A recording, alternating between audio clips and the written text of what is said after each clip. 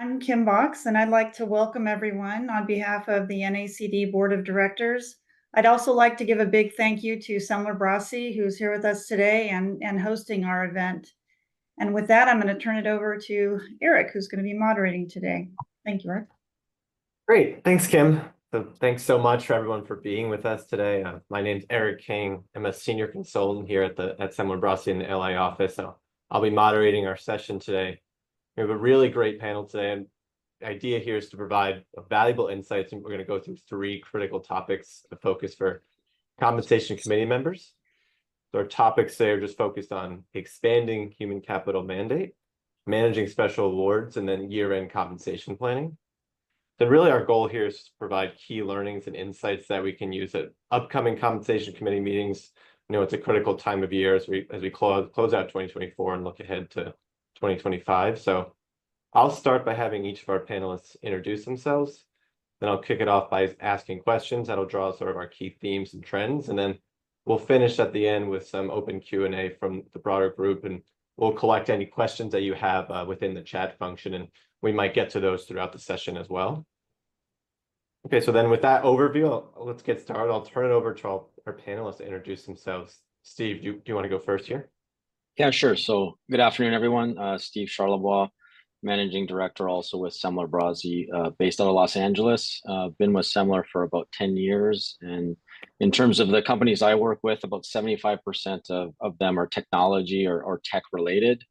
And I work across the spectrum, everything from late stage private growth companies, so pre-IPO, all the way to large cap companies in the public markets.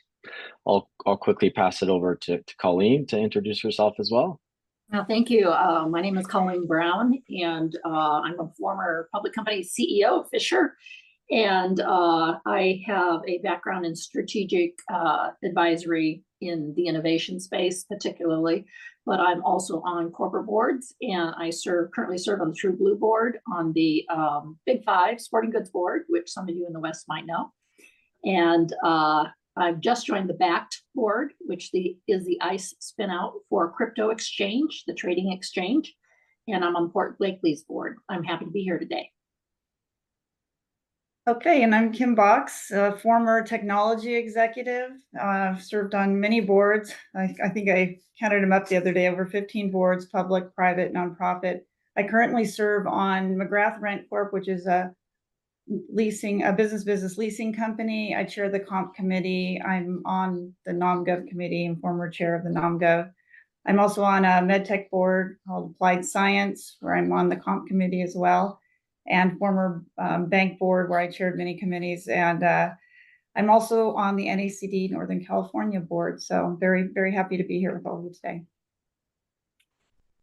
Great. Thanks so much, everyone. Again, we just think this discussion is going to be really important looking ahead to the end of the year. You know, some critical meetings come up. So I'll kick us off here with our first topic. We'll look at the human capital management, focusing on sort of the expanding mandate within that area.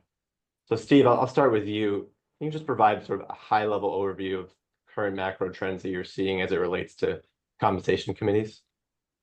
Yeah, sure. I think you know, the big macro kind of point of view here on human capital, if you look at it over the last 5 years or so, I think there's really two bifurcated markets. One is, if you look at the changes that have taken place, really the big substantial changes and shifts within the human capital space and the expanding mandate of committees really took place probably 3 or 4 years ago.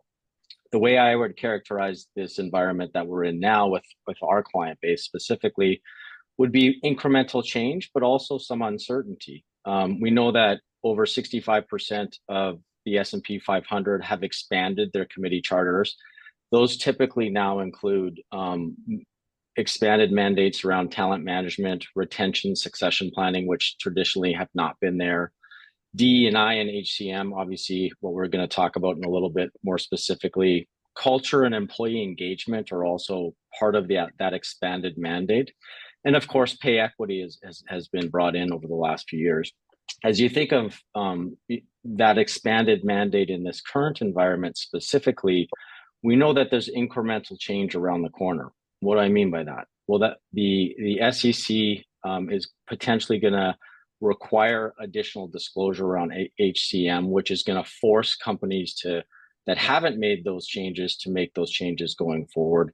We also know that there have been a lot of attention around what's connected to HCM, but obviously DE&I as a big focus area over the last few years. And with the increasing attention on that in the last 12 or 24 months, really plateauing, it'll be interesting to see how that space evolves as well.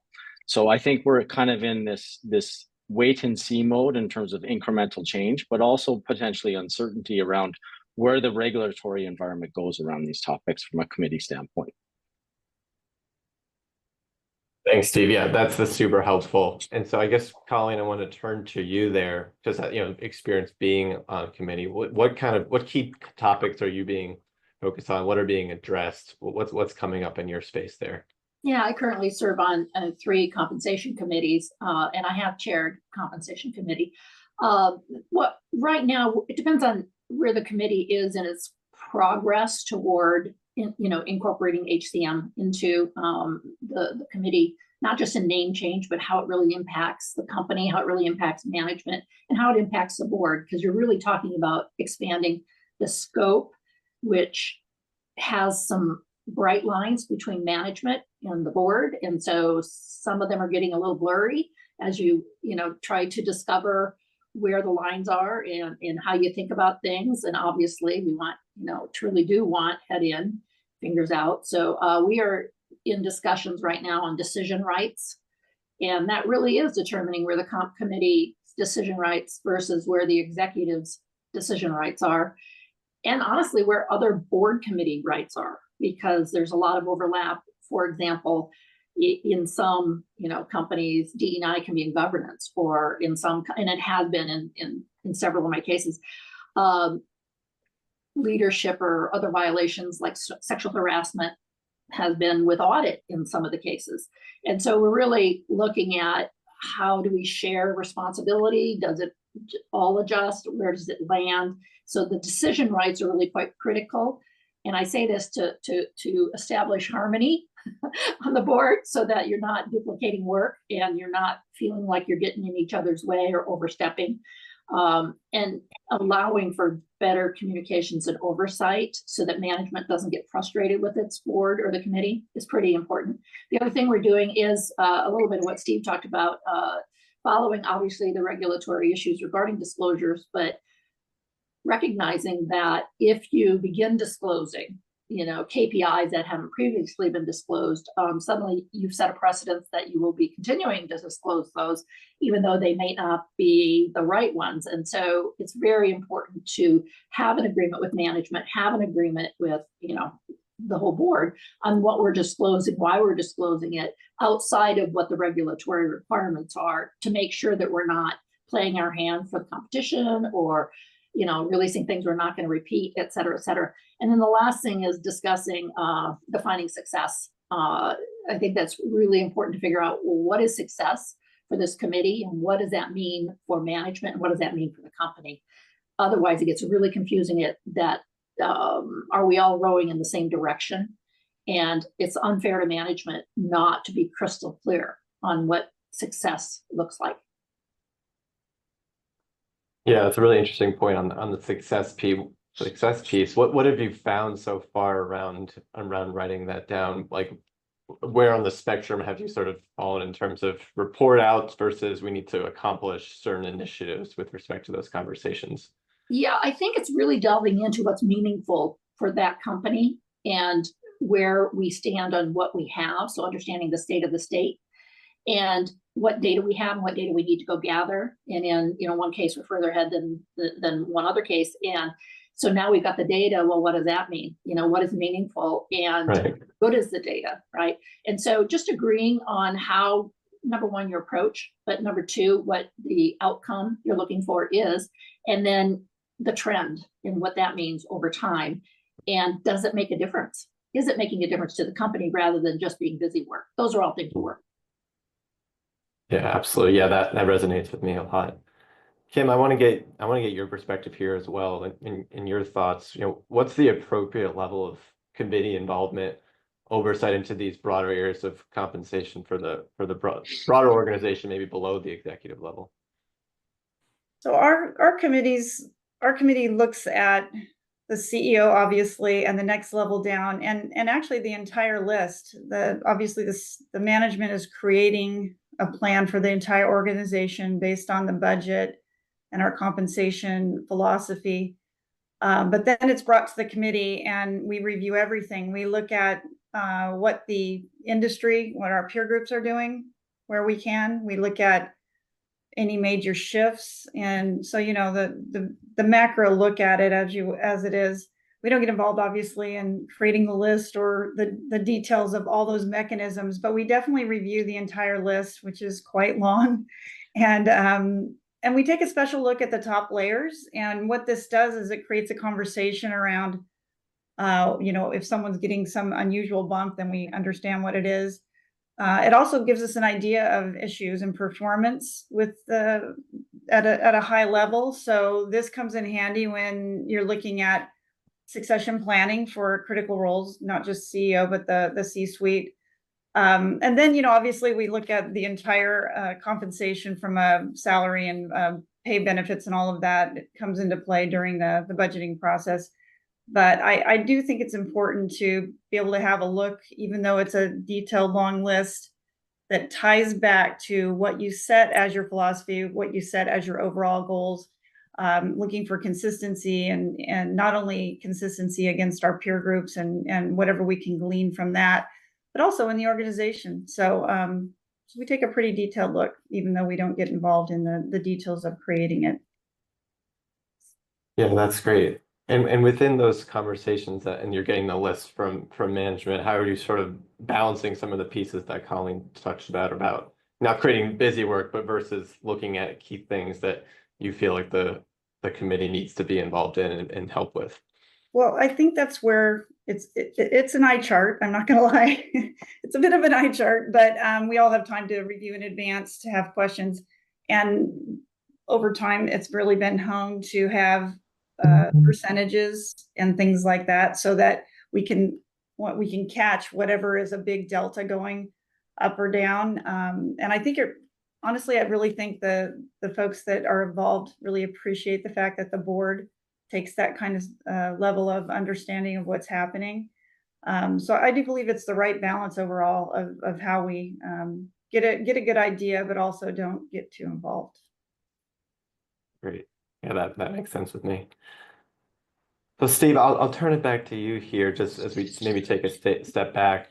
What do you see as sort of maybe the most prominent issues that board members and compensation committee members should be aware of looking ahead to 2025? Yeah, if we think, specifically about HCM and we look out into 2025, I think both Colleen and Kim really touched on the important thing here. Once you've got the baseline decision rights and what the board and the committees are looking at, the real question is, well, how does it all tie together specifically within the compensation function or the human capital committee function?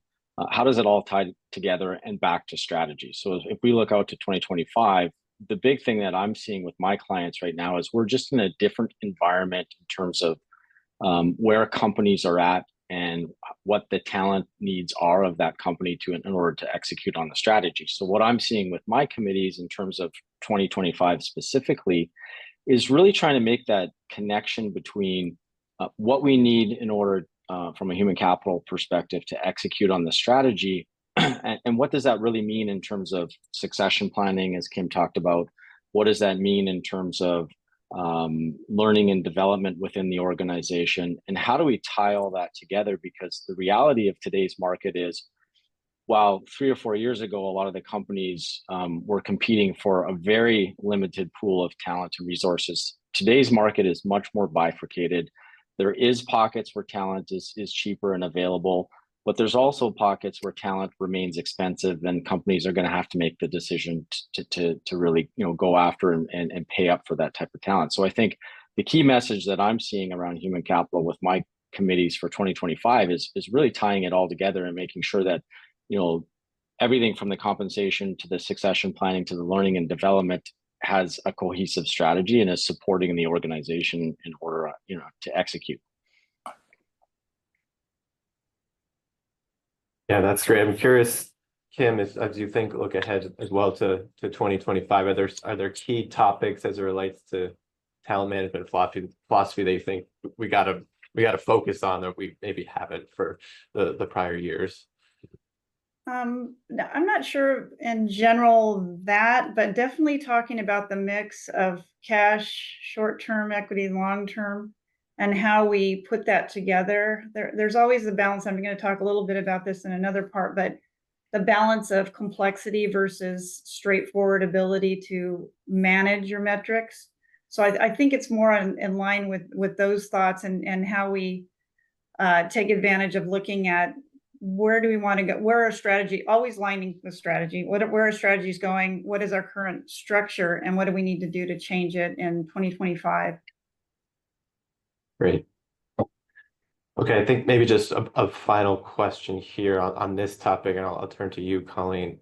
If you look ahead 5-10 years, how do you think the talent leadership will look like in the future as we continue down this trajectory? Yeah, I fortunately was able to asked to write an article for NACD that was recently just this summer published. So you can look it up, and it has to do with I retired, quote unquote, in my early 50s from broadcasting and technology. And 10 years later, I was asked to step in for a technology company on an interim basis to be CEO. And I wrote the article about the differences in the 10 years. But then I wrote the article about, from a board's perspective, what the boards need to do for the next 10 years. And in those next 10 years, the things that we are seeing for the boards I work with, it's really built on a different approach to management. It's not so autocratic or, power, power roll down. It is more circular in nature with working with remote teams, working with in-office teams, and creating momentum, and that allows you to solve problems together collaboratively. And so the three things we're starting to look at heavily are a leader, a CEO's ability to build and have followership, and how they tap into all the talent around them and not just be the hero or count on 3 people in the management team or C-suite. So how they create that followership and the momentum. The second is really how they create, I want to say change management, but it's not, create a process, procedures, policies that allow change to be an everyday occurrence and not disruptive to the organization. That's in process right now. And that more has to do with processing disruption in a way that's usual and regular occurrence. And then the last would be dealing with what I'd consider reframing all the challenges in front of us over the next 10 years, and how good are they at reframing and reinventing, particularly if you're a legacy company and you need to compete in the technology world. And in many ways, any business that's a technology business that needs to figure out how to have a longer life than what seems to be 10 to 20 years, and then you're no longer in the top Fortune 500. So those are the things that we're looking at. Yeah, that's really interesting and helpful. Are there any ways that you've sort of started to think about, like, how do we measure these things to make sure we're staying on track or pushing them forward? Is there any sort of measurement that you've thought about there? Or, yeah, I mean, the followership thing is intensive, and I wouldn't want to be a CEO today. It is intense, and there are programs you can hire, and there are certain ones you can create in-house, but it's serious. It can be anything from 360s to programmatic improvement, not because they've got a gap in skills, but because we see where the matrix is going, and we need them to be there in 5 years. And so what do we do to get that training in that CEO or the C-suite? And it's very systematic. It's very process driven. It's not left to chance. It is 3 or 4 people leading the process, between the coach, between whoever's, if it's comp and HR, or if it's your HR director, with the board chair, there's that poor CEO has a whole circle of help around them as they work toward these goals and establish closing the gap and bringing along people, and knowing what skills we're trying to upskill or what skills we're trying to bring into the organization. Great. Yeah, I agree. There's certainly more to manage than there's ever been sort of in this space. Okay, well, with that, then I think I'll turn it over to our next topic, which is around managing special awards, and I'll just provide a quick overview here. Within our space, we've seen a number of moonshot and special awards that been granted. The idea to align in compensation with extraordinary achievements, typically stock price performance, and in many cases we've seen these face significant scrutiny, particularly when they're outsized. And now we're seeing the additional challenges where these awards were granted in 2020, 2021, very different interest rate environment, and there's a good number of those that are more challenging to be achieved in the recent years. So this has been a big topic in our space and a lot to manage around what should we do with these outstanding awards. So Steve, I'll turn to you first. Maybe you could just provide us with a few key examples of special awards and trends that you're seeing in the space. Yeah, sure. Thanks, Eric. I think, as you alluded to, we did see an uptick in the use of special awards, and I'll come back to the different types. Probably, 19 or 20 was really when the environment started to change, obviously with the valuations and low interest rate environment. As Eric alluded to, I would describe it as there's 3 or 4 buckets. There's your traditional founder CEO moonshot award, which is very limited, very specific, but that really opened the door to, in my opinion, a subset of special awards, which would be transformational special awards, one-time awards to either the CEO from an operating perspective or their team. We have seen in recent years a few examples of broader pools used for a broader employee populations as part of a transformation. So examples would be something like a Harley Davidson, who gave 2% pool to a broader set of senior managers. I actually worked on one last year where we used 5% of the equity to a group of 100 top managers in the organization to help spearhead a transformation. Then you've got some smaller awards that are just used for retention and sporadically. So from our perspective, what we're seeing in the market today is, I think, really spearheaded by the founders, the technology space, who tends to be a little bit more creative, but that's really bled into the general market. Obviously, proxy advisors don't necessarily like these types of awards, but we do think that they do have their time and place if designed appropriately. And I think what we're seeing today in the market is really a more limited use and a more specific use. We have seen a little bit of a pullback in terms of just focusing specifically on TSR or share price solely. And part of that just goes back to, you've got different things in the macro environment that affect valuation. I think shareholders also want to ensure that the performance that's being delivered is sustainable. So tying it to operating measures is also important. Yeah, thanks, Steve. That's a great overview of what we're seeing with all the different types of awards out there. Colleen, I'm curious from your perspective, which of your boards, how have you experienced special awards? What challenges have you had to overcome when those have been put in place? Other than a good chunk of investors voted against the compensation committee when we made a few of those. When stock goes underwater, it really, our compensation programs are just not built to withstand that. And as a result, boards and comp committees have to make some difficult decisions. And you as a committee have to decide that you're probably going to get some whiplash on it. But if it's the right thing to do for continuity, for what's in front of you for the long haul, for what the competitive market is, there are people across the street who would love to have your people work for them. And so you have to do what you have to do to, in my opinion, to retain the talent. You have to justify it, you have to explain it, and you have to have that conversation with your investors when they complain, and be willing to make that difficult decision that you'll probably get fewer votes than your fellow directors. And that's my take on it. It's hard, but do it. You do it if you have to do it. Yeah, that makes a lot of sense. Have you been involved in specific sort of outreach processes around like explaining our approach, philosophy? Like how have you approached those types of conversations? Yes, delicately. Investors aren't shy. We had our justification quite thoroughly vetted and thought out. We didn't do it lightly. And interestingly enough, they didn't quite work. They worked 2 out of the 3 years where we had put the program in to get through the cycle. It was a COVID cycle. And so I guess we were right 2 out of the 3 years, and the investors supported us and got over it and moved on. But we did learn our lesson. Be very, very careful if you're going to do it. Right. Yeah, absolutely. Yeah, it's a tough piece to balance, particularly putting in place and then balancing the reactions of it. Right. Right.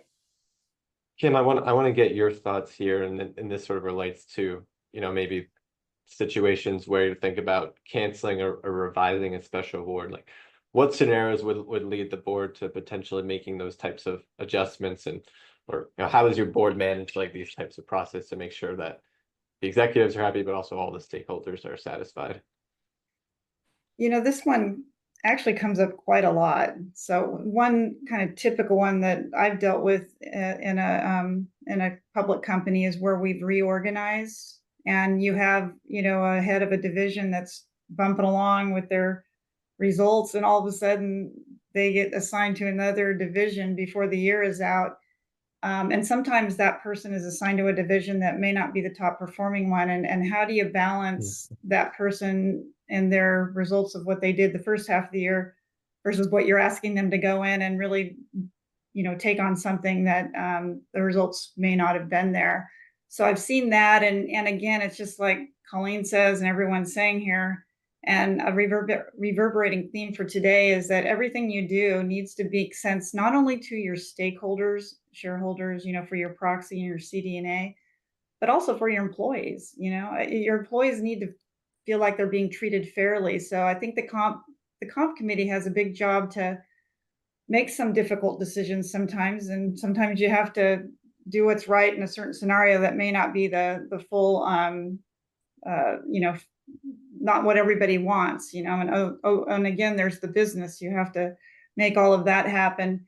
Ones that I've been involved in quite a few scenarios on boards I'm on is M&A. So you might have an M&A where you have a goal to have a certain amount of growth due to acquisition.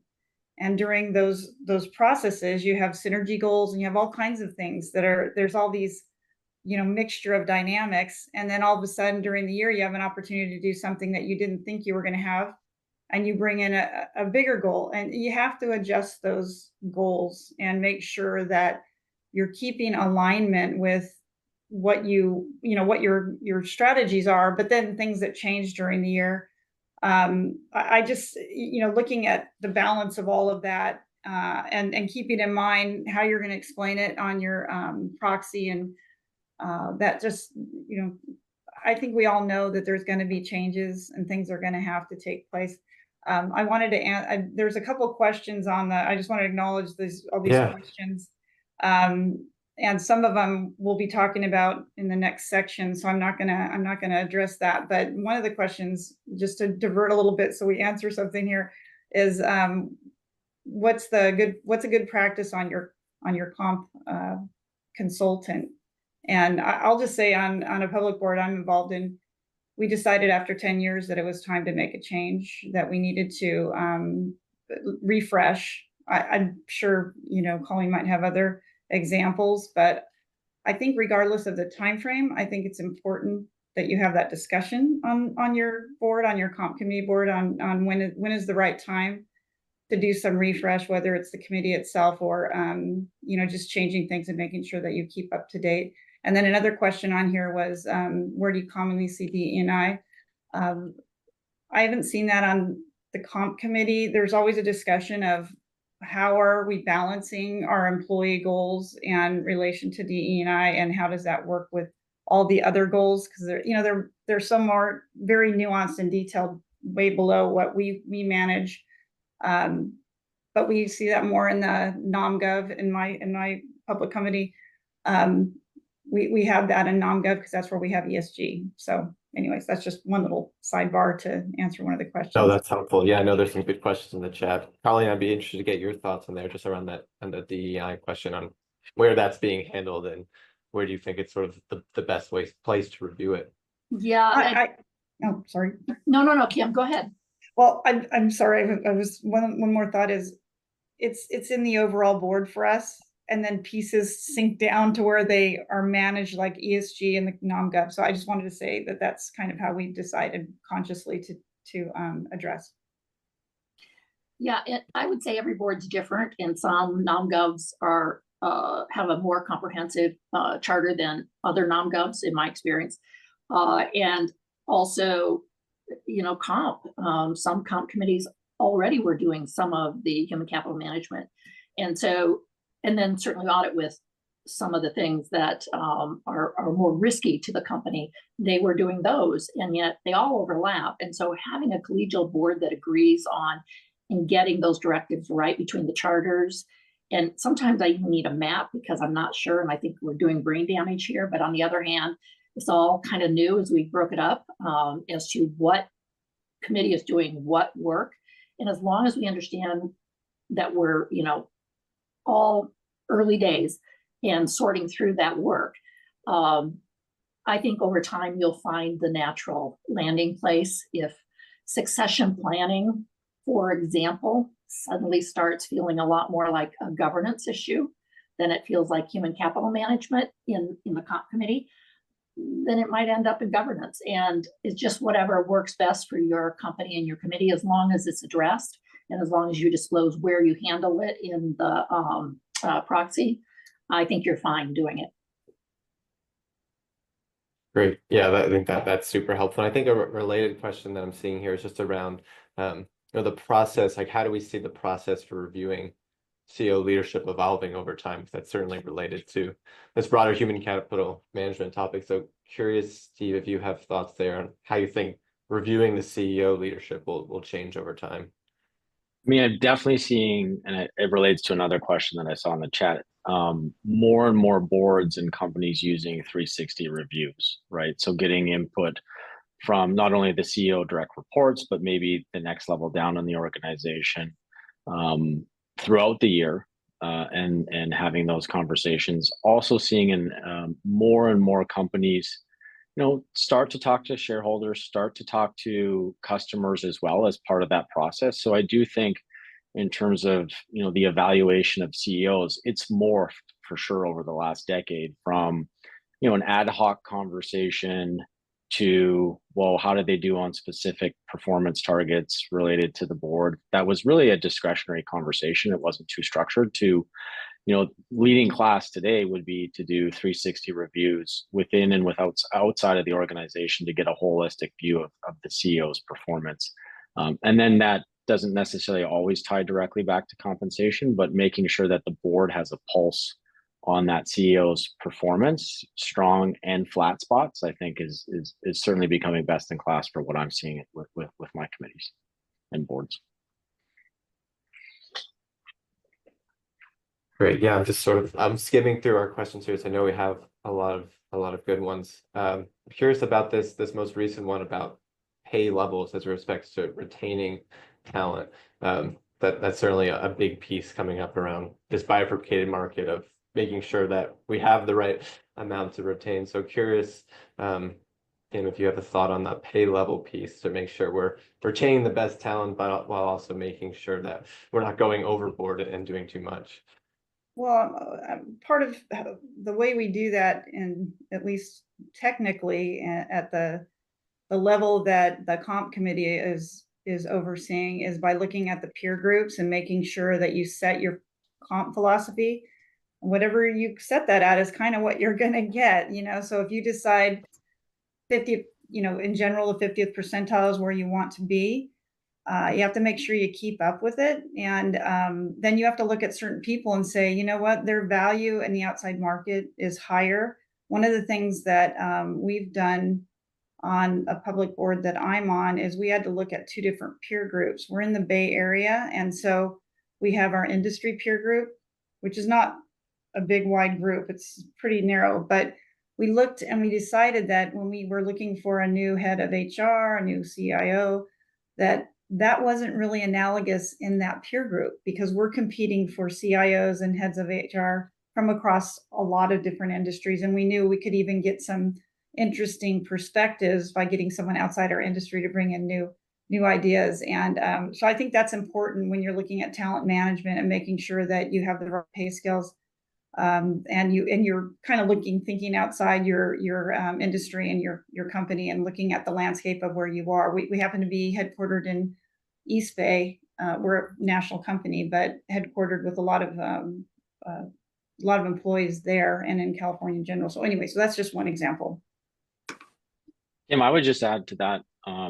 We've definitely seen an uptick driven by COVID, but also driven by just the digital transformation across, different industries, the need to have a flexible compensation system, right? So while you may target the 50th percentile, some jobs you might have to target the 90th percentile of a select market. And so what that translates into, in my experience at the committee level, is just the committee's responsibility and the information that they're looking at is more nuanced and it's contextual as opposed to one piece of data is kind of the true north. What I'm seeing with my committees an evolution in terms of looking at 3 or 4 different sets of data, looking at top-down data, not just looking at, gross burn rate, but looking at net burn rate, what actual dilution is. So it's just getting to be more complicated in terms of what is the right answer. It's nuanced. Yes, absolutely. And I think when you start trying to hire someone and you just can't get the person for the value, you kind of start going, wait a minute. And we saw a lot of that through the pandemic and after, looking at all the remote working and kind of how we were approaching it and had to change and pivot and look at different ways of doing that. Yeah, the geographic differentiation has certainly come up a lot in my clients as well. And I'm curious, Colleen, from your side, have you seen strategy around companies trying to pay for different markets, or what kind of philosophies have been used there to make sure that you're accounting for where people are living and the sort of remote environment that they're still in many cases? Well, outside the United States, that's certainly doable. But inside the United States, there's been a lot of pushback on that. And because of the transparency of the internet and really even states requiring you posting certain positions and, Glassdoor having pricing out there and Indeed having pricing for, certain positions and, they can triangulate to what they should get. And so if it's a demand job, just like Kim said, it could be in the 90th percentile. If it's not in demand and it's an obscure job that, almost anybody can do, you've got a little more flexibility. That's sad, but true. The reality is, I think it's really hard to say you're going to pay if you live in, I don't know, rural Montana versus if you live in Silicon Valley, a difference if you've got top developers or coders. I think it's very difficult. So, and also it doesn't build camaraderie because people are, I will just say this generation is pretty darn transparent about what they make and they don't think twice about sharing it. So you have to, weigh that with culture and, decorum and feeling for the company. Yeah, absolutely. Yeah, you see there's message boards out there with people putting out their compensation, and so there's a lot more information out there than there's ever been on who's making what. They even have radio call-in shows where they say, all nurses call in with your salaries. We want to talk. Wow. Yeah. A manager's nightmare. It's entertaining. So maybe one other question, and this will help us sort of close out the special awards conversation here, was just about your question here about the Elon Musk package is obviously the one that's out there in the market the most, where it's deemed excessive, then it got voted back in place. So I know, Steve, you've reviewed this a lot. How do you see this impacting other special awards areas, or is this a sort of unique situation that is given the size and the scrutiny that it's faced? I mean, the size and scrutiny obviously is unique, but I think what it does open potentially the door to is going directly to shareholders for either amending or requiring or asking for a specific approval around a specific plan design. I do think the Musk situation has opened up the potential for that at other companies. We have yet to see other companies take that approach, but certainly it does open the door for that, I think.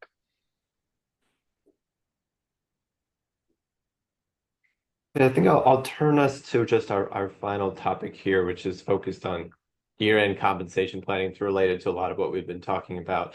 As we think about this piece, there's been a big focus that we've seen in our clients around demonstrating more cost discipline with respect to annual equity budgets and this additional pressure on stock-based compensation expense. And we've talked about this bifurcated outcomes of companies doing well and spending through it and others being more conservative. So maybe Kim, I'll start with you here. Curious if there's been any strategies that you've deployed that you're thinking about managing intended results that were not achieved, or how you've managed that specific issue. Yeah, I was thinking about this question. I had so many things. I'm going to try to go quickly because I know we're starting to crunch on time. But at a real high level, and this will just answer one of the questions in the chat at the same time. I've had a scenario on a past board where we had a lot of metrics, but the final metric that paid out the reward for the person, they met that metric, but it was at the expense of some other details that weren't so good. So, example is net profit. You can stay no growth and just delete and reduce your operating expenses and have some great profit, but you're not growing. Or you can, grow and then, really kill the operations and do that. So that's one where there was a very specific conversation about, and there were some adjustments made. So that's one example. Another example on the intended results, I think we all have the example on the pandemic where we had these growth and all these things, and then the pandemic hit, and the public boards I was involved in, we didn't have an industry like, restaurant or something like this, but we did have the shelter in place effect and all of this. So then we had to look at, okay, we didn't get the intended results.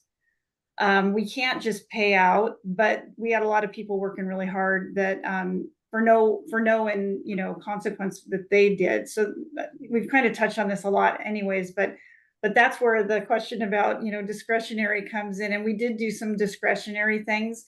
It was a poor form during the pandemic to give raises, and we're all paying for it now because we're behind the belt and trying to, how do you gracefully get people where they need to be?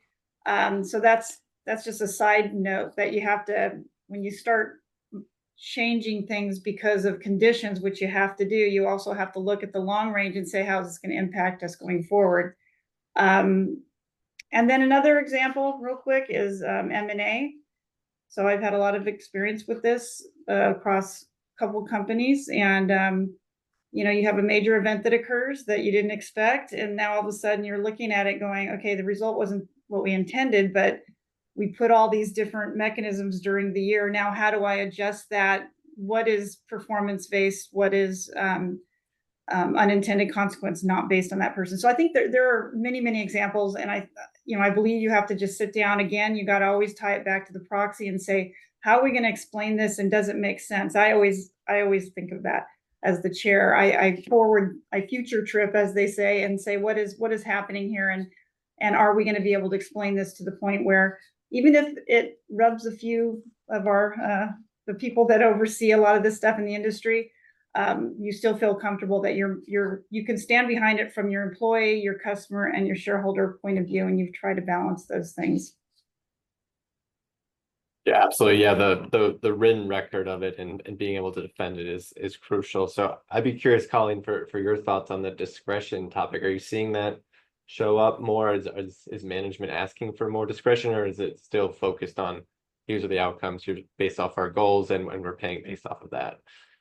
Well, it depends. If you're in a cyclical business, management does ask for more discretion. If you're not, in general, there is a commitment to hitting the numbers, and in general, I would say they are management does not throw out excuses in general as to why they didn't make or nuance. What I would argue, nuance the performance, because to some degree they can do that. 9 times out of 10, we second guess the quality of the subjective, stats, if you will, or goals. And you work really hard to get them right in the first place. But oftentimes, after we were looking backwards, it's like, oh, what were we thinking? There's no way they could have got that done this year. So it's more of a long-term goal, and you have to make those adjustments. The other thing I would say too is that it's really important to have a good relationship with your HR person and your CEO in the comp committee, and be trust building all the time, because as much as I love serving on a comp committee, I say it's kind of beginning to feel like serving on an audit committee, as complex as and duty ridden, if you will, but with emotions attached to it. And so, Yeah.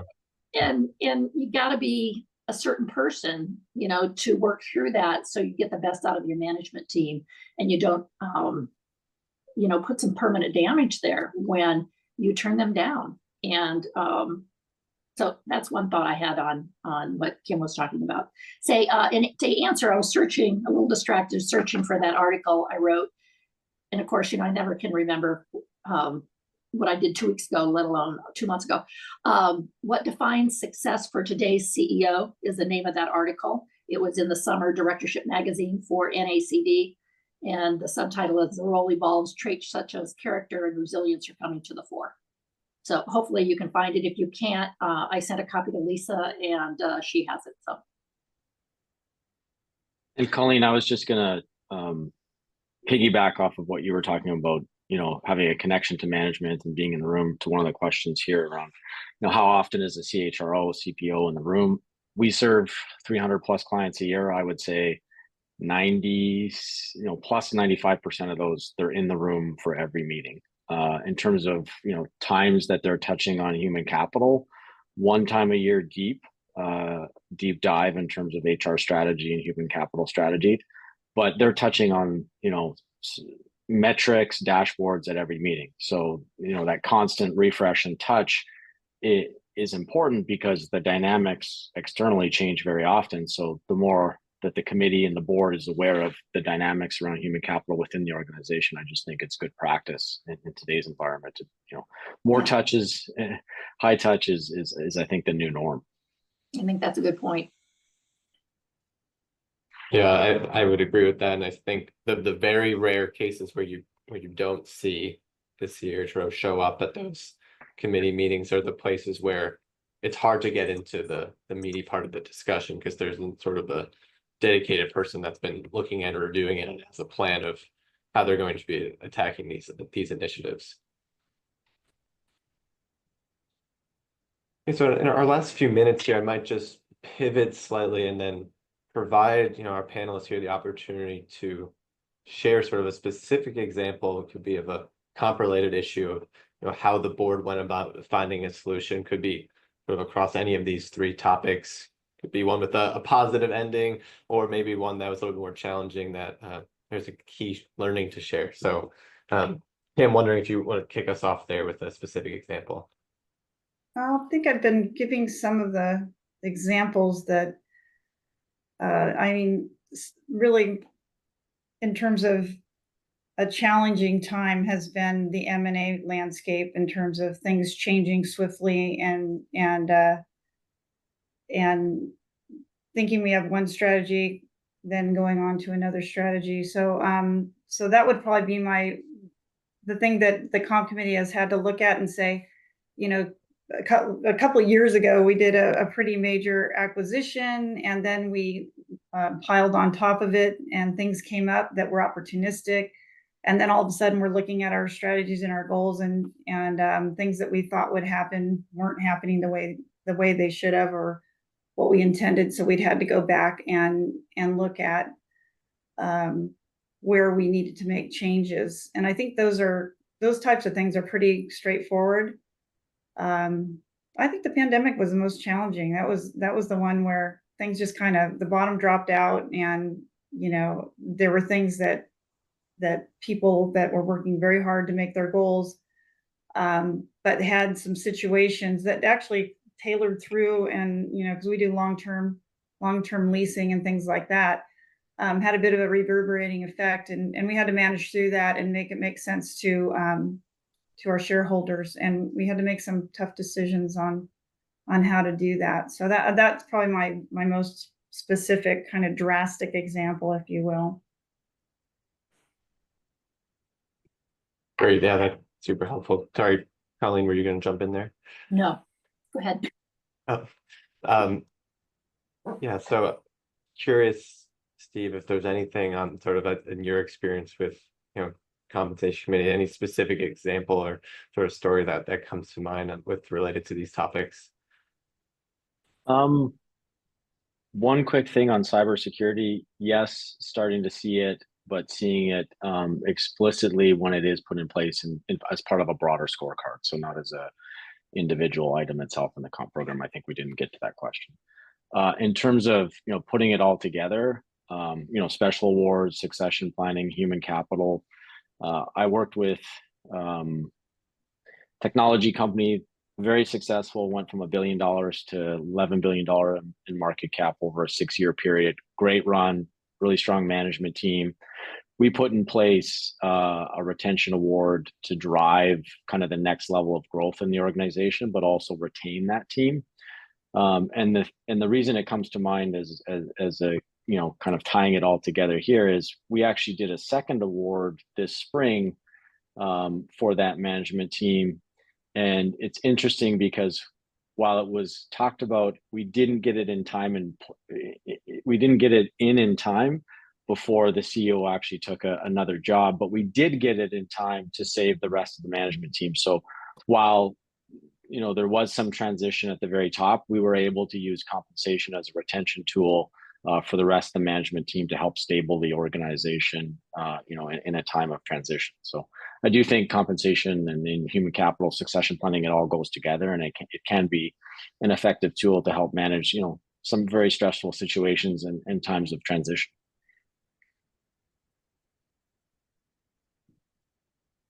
Great. And then, Colleen, any sort of specific examples come to mind for you just around a key learning of a comp-related issue?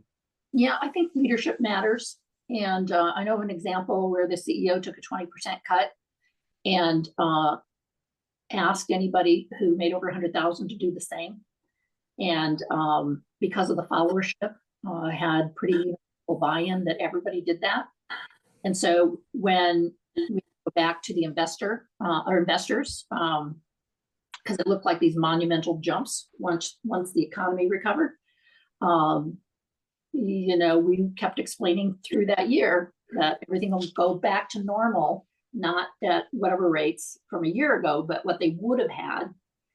And so they're going to see some jumps.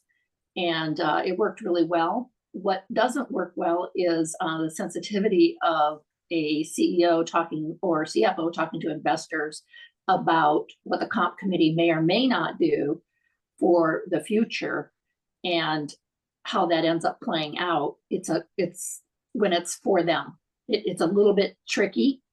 And that's where you have to discuss whether or not there's a different approach from your investor relations person to explain it. It's hard to do it in advance. So anyway, that a little bit of feedback on leadership matters. Yeah, it looks like just a follow-up question there from the chat, Colleen, about taking the pay cut.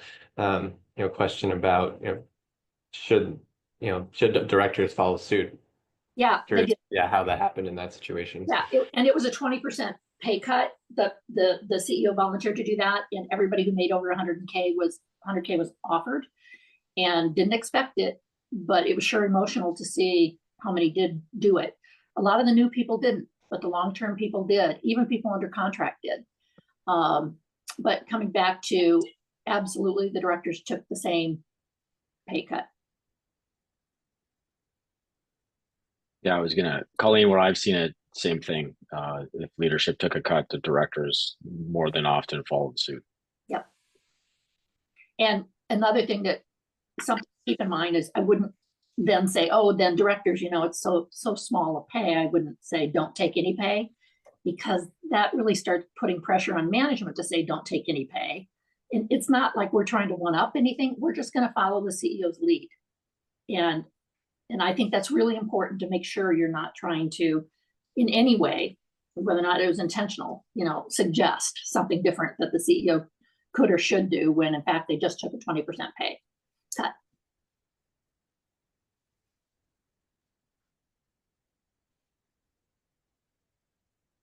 Great. I know we have a few minutes here, so just going through the questions. Looks like there's one just related to experience with activist oversight implications for comp planning.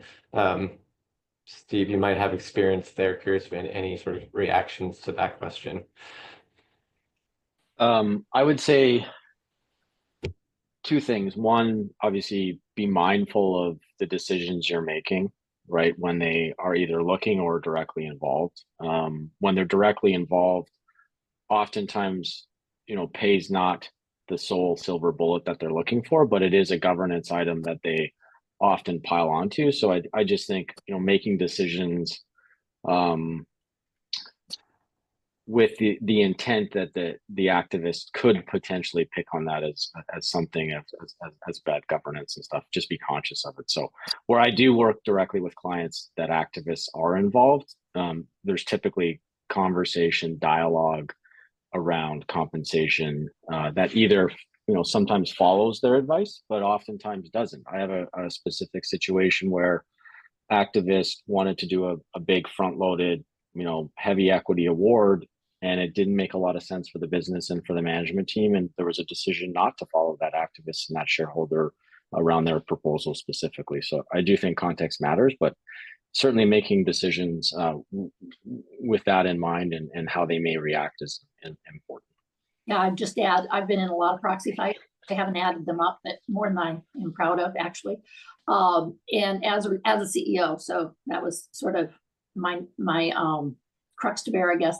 But why it matters is I got much better at embracing the activists, much better at listening and understanding why they were upset, and taking the matter seriously. And then it prepared me as I went into board work to really prepare ahead of time what the comp committee should be looking at. And one thing would be, total shareholder return is a big deal. And any other key matrix or key KPIs to put on a matrix and look at, here's where we're letting the investors down and how we're vulnerable to an investor agitating, and we'll have a point.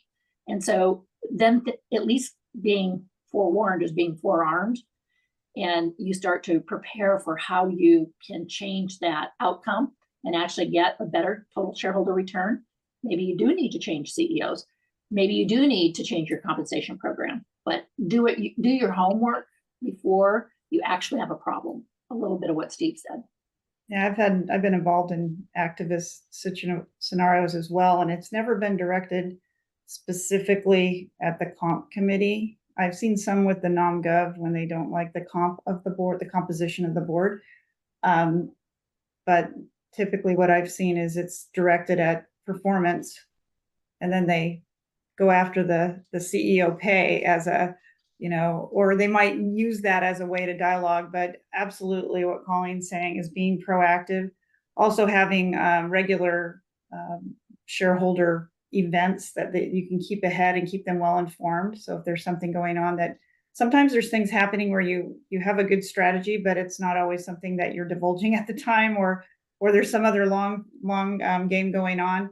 But as much as you can, to be as proactive as possible. And I'll stop there because I know we have 2 minutes.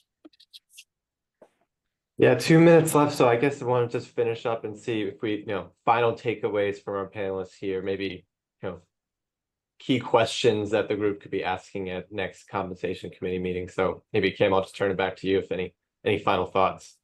Well, the key question, I think, especially if there's folks here that aren't on the comp committee, is really understanding and asking, what's our compensation philosophy, and does it need to be revised? Life is changing so fast, the global impacts of what's happening. So really tying that. And then I just have 4 things. Be focused on what your strategy is and what your comp plan is. Be balanced on what you need to do with long-term short-term vested, pay for performance or time vested.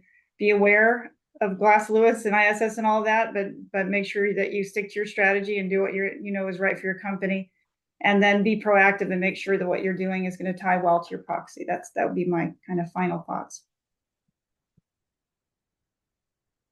Great. Colleen, final thoughts, takeaways from the discussion? Yeah, Kim came at it from the committee's perspective. I guess I would come at it from the board's perspective and understand why this is happening to the comp committee right now and why we're all talking about human capital management. And the biggest reason is the investor focus has turned their eye toward what we're doing here, and they want more information. They want more clarity on talent pipeline. They've seen some weaknesses in organizations because of COVID and various, exoduses from companies, and so that concerns them. The rise of stakeholder capitalism, which is really where, we're just not boards for the shareholders, we're boards for stakeholders. And that rise has really caused us to take a step back and realize we have to really think about reimagining the comp committee and how it can help the company grow and be successful over the long term. Regulatory pressure. We're seeing more and more requirements. Whether or not we'll see more SEC requirements I think we will. What form they'll take, don't know, but I think we'll see more disclosure requirements. And then in general, the external events, all of these social justice events that, coming out of media, multimedia, every day was something new that we were having to contend with on a position. And I would say now, it's every corporation, not just broadcast media, that has to decide, do they play a role in any of these social justice activities? And that's tricky. And so all of that now is starting to come through comp and human capital management and culture and, doing the best for the stakeholders. And those external social justice movements are really temperamental. Let's just put it that way. Yeah, absolutely. No, I appreciate the thoughts there. I know we're over time, so Steve, any just final few thoughts? Otherwise, then we can wrap up. No, I don't think so. I think Kim and Colleen, hit the nail on the head with everything. And I think it's just being close to your management teams, being close to your company. Everything is very company specific, context specific in this environment. And I think, operating with that mindset is important. Great. Well, thanks everyone. I really appreciate, the discussion and the group for sending in their questions. So just want to thank everyone for joining and NACD NorCal for help organizing. So looking forward to having more events with you all in the future.